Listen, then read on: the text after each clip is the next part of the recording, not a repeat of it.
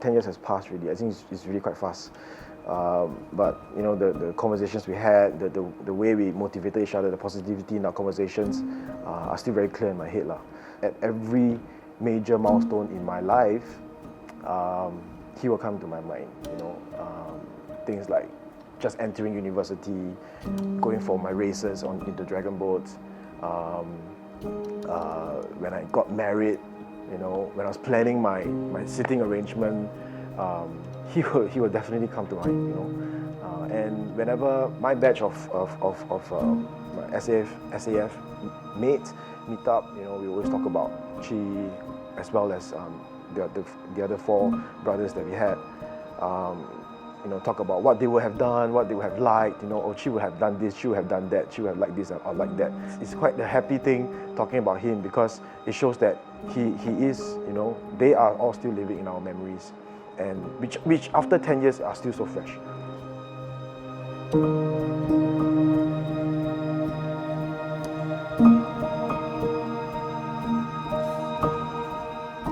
He was such a hardworking and humble athlete that you couldn't help but look up to him in a way secretly.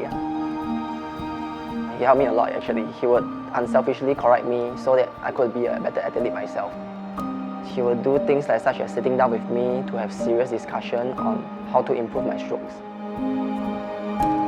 When they unexpectedly left us, a part of ourselves left too. But as painful as it is, the bond we had cannot be broken. Not even by death itself. It was actually purely because of that, that I choose to continue with the team, trying to carry on what he actually left.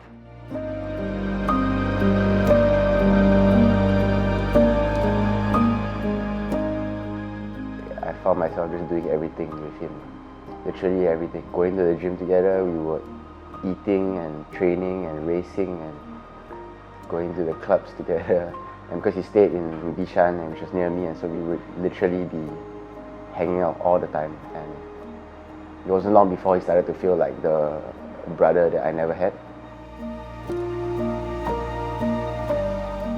It took a long while for me to get back into doing sports, but when I did, and when I was lagging behind in runs or not able to lift certain weights, or when my boat was behind other boats, he would just appear in my head, laughing at me in his own way of, that was just how he motivated me and the rest of the team back then. And I would just imagine him pushing me in that way of his. And that's how he's never been far from my thoughts.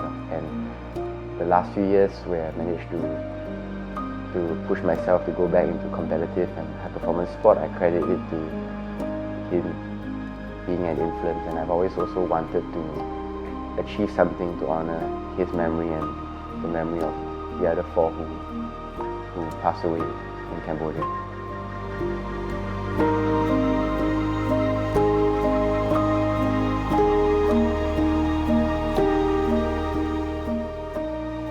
I found him to be a very worthy teammate, always dependable and full of positive energy. Within the team, we had this group called the Serangoon Brothers. Because we stayed near each other, and I would be the driver to ferry this bunch to training and also after. Stefan was obviously one of the leaders in the group. Within that group, we managed to improve quite a lot. All of us were ranked in the top percentile for the selection, tests, etc. And we will all credit this to the positive energy from Stefan. You know, you just want to push hard and you're in the same group with him. Occasionally, I still have some strange dreams about the incident.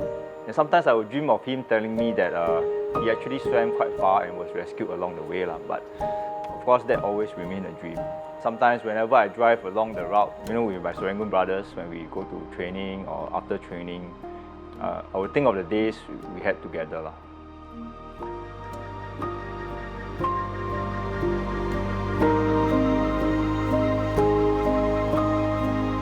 I met Munsan first in NTU dragonboat. He always creates laughter whenever he's around. He likes to mimic other people's behavior. He can turn it somehow into a hilarious version to keep our spirits high. So whenever we are low and looking down, he just come and start to do all the funny things. I think I owe it to the 5 of them, that I should live my life to the fullest. Because whenever I feel down, right, I can always remember Bunsan had a dream, but then he couldn't fulfill it. He actually asked me whether he can paddle. He should paddle in the N team for that Cambodia race, right? I even encouraged him to go. So, in fact, after he went, then he didn't come back. So he kind of leave us at a very young age. So until now, it's been 10 years.